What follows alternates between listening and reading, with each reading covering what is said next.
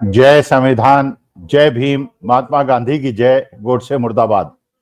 देखिए, अगर भारतवर्ष के राजनीतिक इतिहास को, वर्तमान को देखा जाए तो बहुत सारे ऐसे राजनीतिक दल हैं और बहुत सारे ऐसे राजनीतिक व्यक्तित्व हैं जिनके चरित्र स्थिर हैं और बहुत सारे ऐसे राजनीतिक व्यक्तित्व हैं जिनके चरित्र स्थिर नहीं हैं, अस्थिर हैं, या समझ में नहीं आता कि वो लोग क्या खेल खेल रहे हैं और क्या खेल खेलना चाहते हैं, किसके फायदे के लिए कर रहे हैं। और ये आप जानते हैं, राजनीति इसी चीज का नाम है।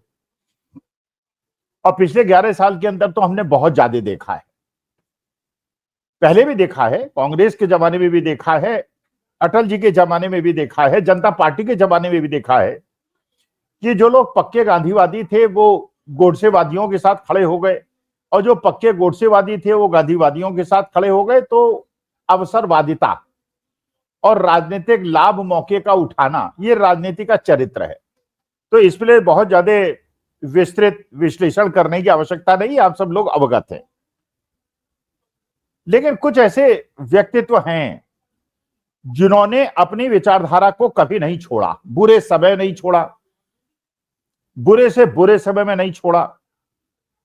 और बहुत सारे ऐसे चरित्र हैं जिन्होंने, जहां उन्हें लगा कि उनके राजनीतिक भविष्य में खतरा है, उन्होंने अपनी सारी विचारधारा को बदल लिया।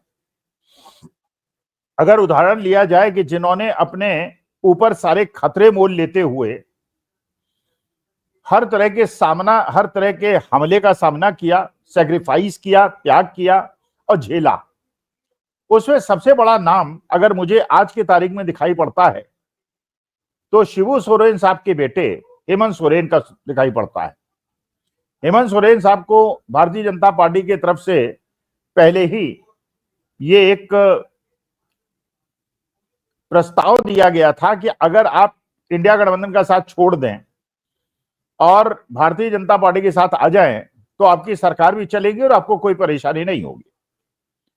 लेकिन आदिवासी महापुरुष शिबू सोरेन साहब के बेटे हेमंत सोरेन ने जेल जाना पसंद किया और आपने देखा इलेक्शन के पहले उनको जेल भेजा गया, बहुत परेशान किया गया, लेकिन उन्होंने अपनी विचारधारा नहीं बदली और उसी की वजह से झारखंड की जनता ने उनको जिताया। लेकिन आज भी जो बिहार के अंदर यात्रा चल रही है, हेमंत सोरेन वहां पहुंचे और जितने भी मैंने भाषण वहां पे सुने, सबसे ज्यादा अगर ओजस्वी भाषण मुझे किसी का लगा, ये हेमंत सोरेन का लगा। ऐसे लोग जो फिसल गए, डर गए, अपने भविष्य के लिए चिंतित हो गए, अपने बच्चों के भविष्य के लिए, अपने मकानों के भविष्य के लिए चिंतित हो गए, कोठियों को बचाने के लिए, राज्यसभा की सीटों के लिए, मंत्री पद के लिए, जिन्होंने अपनी विचारधारा छोड़ दी, वो लिस्ट बहुत लंबी है, कई बार बात हो चुकी है। अशोक चव्हाण हो, आरपीएन सिंह हो, जितेंद्र प्रसाद हो, कैप्टन अमरिंदर सिंह हो, गुलाम नबी आजाद हो, लिस्ट बहुत लंबी है। और कुछ चरित्र ऐसे हैं जिन्होंने हर तरह के खतरों को झेला, लेकिन उसके बावजूद, जैसे उसमें मेरे को दूसरा नाम नजर आता है लालू प्रसाद यादव जी का। लालू प्रसाद यादव जी ने अलका अडवाणी की जब यात्रा चल रही थी तो उसमें अडवाणी जी को वहां अरेस्ट कराया था, केवल इसलिए कि सांप्रदायिक सौहार्द न बिगड़े। वो जानते थे कि इसकी वजह से पोलराइजेशन करके हिंदूवादी शक्तियां उनको नुकसान पहुंचाएंगी। इसके बावजूद उन्होंने रिस्क लिया। कोई तमगे उनको दिए गए, मियां उनसे कहा गया, मौलाना उनको कहा गया, लेकिन उन्होंने किया। यही मुलायम सिंह यादव ने किया। लेकिन ये ऐसे चरित्र थे जिन्होंने जेल जाना पसंद किया, लेकिन विचारधारा से समझौता नहीं किया। अगर कर लेते समझौता तो तेजस्वी यादव मुख्यमंत्री होते, अखिलेश यादव को भी कोई परेशानी ना होती, योगी आदित्यनाथ भी मुख्यमंत्री न बनते, लेकिन किया नहीं। लाभ भी हुआ, हानि भी हुई, लेकिन नहीं किया। डीके शिव कुमार कर्नाटका के अंदर जेल भी रहे, लेकिन समझौता नहीं किया, गए नहीं भारतीय जनता पार्टी में, कांग्रेस के लिए लॉयल रहे। तो आपने दोनों तरह के लोग देखे जिन्होंने अपनी विचारधारा को, बहुत सारे लोग ऐसे हैं पुराने जनसंघी हैं, फैमिली बैकग्राउंड है, ठीक है, वो उनकी अपनी विचारधारा है, वो उसे पसंद करते हैं, वो उसके साथ रहें। जो लोग कांग्रेस की विचारधारा या कम्युनिस्ट विचारधारा के साथ रहे, ठीक है, अपने अपने सोचने का तरीका है, और कोई सोचने पे एक अधिकार नहीं है कि जो मैं कह रहा हूं वो सच है, दूसरे कह रहे हैं वो सच है। सब अपने अपने हिसाब से अपनी लाइन को परस्यू करें। परेशानी तब होती है जब आप अपने हित के लिए, और कोरिलेट होता है हित के लिए, आपने अपनी विचारधारा को छोड़ दिया। लेकिन अगर आप राजनीतिक पटल पे और सूक्ष्म विश्लेषण करें तो 3 व्यक्तित्व आपको ऐसे नजर आएंगे जिनको समझना बहुत मुश्किल है। ये करना क्या चाहते हैं, ये कर क्या रहे हैं, ये करने का इनका उद्देश्य क्या है, इसको समझने की बहुत ज्यादा आवश्यकता है।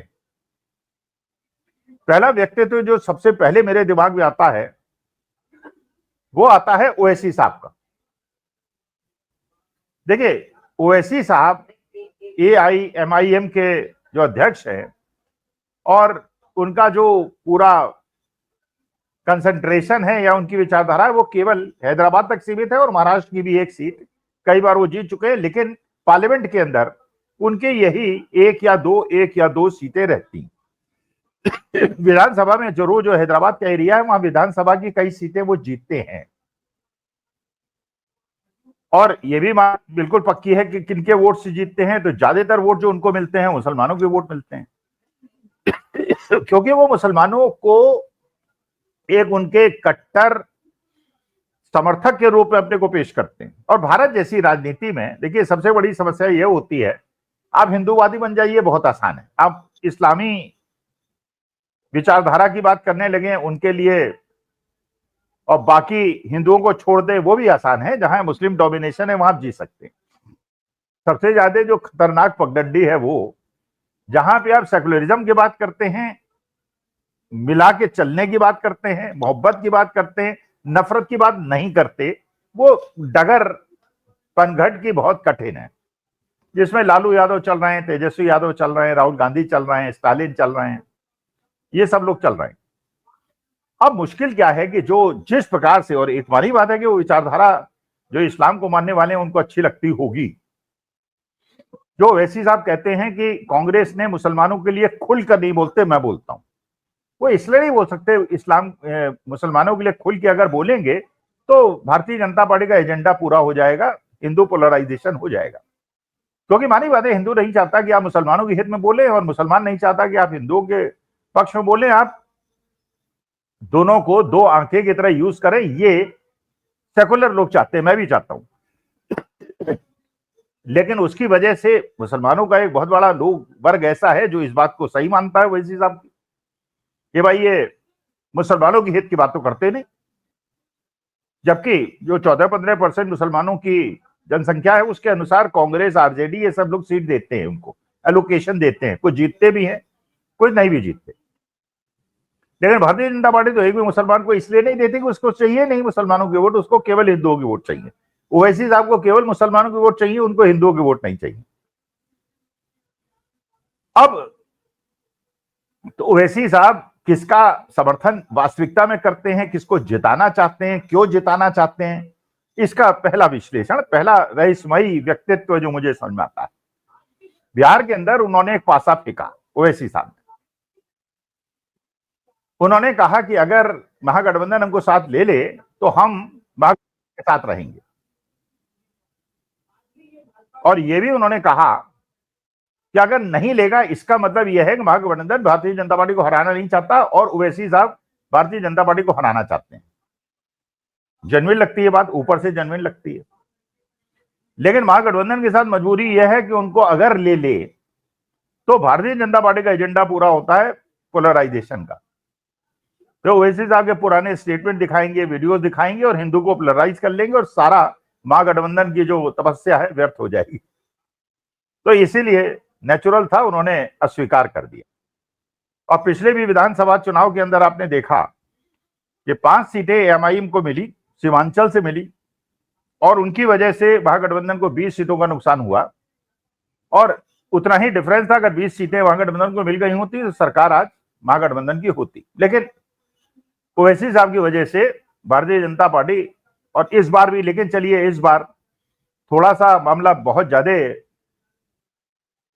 मंडल के दिशा में चला गया है, हिंदू मुसलमान का नैरेटिव पीछे छूट गया है, और जो गोलबंदी हो रही है बैकवर्ड फॉरवर्ड की हो रही है, तो शायद ओवैसी साहब इतना नुकसान न पहुंचा पाए, लेकिन उन्होंने अपना पासा फेंक दिया। और आपने देखा कभी ओवैसी साहब पे कोई केस नहीं किया भारतीय जनता पार्टी सरकार ने, बल्कि हिंदुओं ने अगर कुछ बोला तो उनको तो एफआईआर हो गई, जेल चले गए, लेकिन ओवैसी साहब पे कोई एक्शन नहीं हुआ, क्योंकि ओवैसी साहब भारतीय जनता पार्टी के दिखाने के लिए तो विरोधी है, लेकिन वास्तविकता में वो भारतीय जनता पार्टी का समर्थन करते हैं। तो एक रहस्यमयी व्यक्तित्व जिसको समझना बहुत मुश्किल है, वो तो ओवैसी साहब। दूसरा व्यक्तित्व जो बिहारी के अंदर मौजूद है, उसका नाम है प्रशांत किशोर। स्ट्रेटेजिस्ट थे, मोदी जी के साथ थे, टीएमसी के साथ थे, जेडीयू के साथ थे, कांग्रेस के साथ जाना चाहते थे, बड़ा पद चाहते थे, एकाधिकार चाहते थे, कांग्रेस ने मना कर दिया। आज उन्होंने अपनी पार्टी बना के बिहार के चुनाव में उतरने का प्रयास किया, और यह मानी बात है कि जो जो भारतीय जनता पार्टी के अगेंस्ट बात करेगा, वो भारतीय जनता पार्टी के एंटी वोट को काटेगा, भारतीय जनता पार्टी विरोधी वोट को काटेगा, चाहे वो ओवैसी साहब हो, चाहे प्रशांत किशोर साहब को, मोटे तौर पर। लेकिन क्योंकि प्रशांत किशोर ब्राह्मण समाज से आते हैं, और मानी बात है कि अपने समाज के अंदर आदमी की कुछ तो पकड़ होती है, और पैसा उनके पास बहुत है, और पैसा कहीं से आ भी रहा है, कहां से आ रहा है ये तो जब उसकी जांच हो तो पता चले, लेकिन अथाह पैसा उनके पास है। तो किसकी मदद करने के लिए, ये भी एक रहस्यमयी बात है कि और वो भारतीय जनता पार्टी विरोधी वोट काट के महागठबंधन का नुकसान पहुंचाना चाहते हैं। ये मेरे ख्याल से किसी बच्चे को भी बात समझ में आ जाएगी। तीसरा जो सबसे ज्यादा रहस्यमयी व्यक्तित्व मुझे लगता है, वो अरविंद केजरीवाल साहब का लगता है, मुझे लगता है। हो सकता है मेरे श्रोता दर्शकों को न लगे, बहुत सारे समर्थक होंगे आम आदमी पार्टी के, आई डोंट माइंड, वो ठीक है, आपकी विचारधारा है, आपका विश्लेषण है, आपका विश्लेषण करने का आपको अधिकार है, मेरा विश्लेषण करने का मुझे अधिकार है। मुझे ये लगता है कि जिस प्रकार से एक तो उनका जन्म हुआ, जो उनका उदय हुआ अन्ना हजारे के माध्यम से, फिर उन्होंने कांग्रेस की एक अच्छी खासी सरकार को बेईमान बता के गिरा दिया, उसके बाद कुछ प्रूव नहीं हुआ, उसके बाद उन्होंने इंडिया गठबंधन में आए, मीटिंग्स में गए, और अचानक उसके बाद वो जेल गए इलेक्शन के पहले। भारतीय जनता पार्टी ने षड्यंत्र करके उनको इलेक्शन हरा दिया, बेईमानी से हरा दिया, इसमें भी कहीं कोई डाउट नहीं है। लेकिन उसके बाद अचानक उन्होंने इंडिया गठबंधन छोड़ दिया, और उन्होंने कहा मैं विरोधी तो हूं भारतीय जनता पार्टी का, विपक्षी तो हूं, लेकिन मैं इंडिया गठबंधन में नहीं। इसका मतलब एंटी बीजेपी वोटों का डिवीजन। ये क्यों किया गया, मुझे कारण नहीं पता। कुछ लोग कह सकते हैं कि ये मोदी जी चाहते हैं कि आपको जेल नहीं भेजेंगे, इसलिए कि आज सत्येंद्र जैन का केस वापस ले लेंगे ईडी की इंक्वायरी, आप जो है केवल इंडिया गठबंधन से हट जाइए, जिससे वोट टूटे, और अपना सारा कंसंट्रेशन अब गुजरात के अंदर कीजिए, जिससे कांग्रेस के वोट कम हो और भारतीय जनता पार्टी को फायदा हो जाए। संजय सिंह एक लाइन ले रहे हैं, संजय सिंह को जब सुनते हैं तो आपको लगता है कि वास्तविकता में आदमी भारतीय जनता पार्टी के खिलाफ है। अरविंद केजरीवाल कहीं परिदृश्य में दिखाई नहीं पड़ते, वो केवल गुजरात में कंसंट्रेट कर रहे हैं। उनको देखते हैं तो लगता है कि भारतीय जनता पार्टी का साथ देने के लिए गुजरात के अंदर सबसे ज्यादा एक्टिव हो गए।